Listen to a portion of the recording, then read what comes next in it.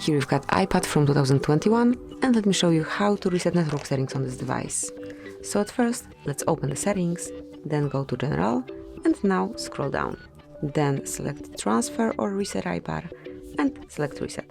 Here you will notice Reset Network Settings, and then provide your PIN code, confirm that you would like to reset network settings, and now just wait a couple of seconds.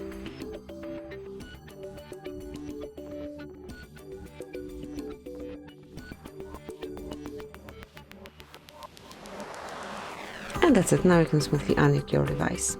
And that will be all, this is it. Thank you for watching, please subscribe our channel and leave the thumbs up.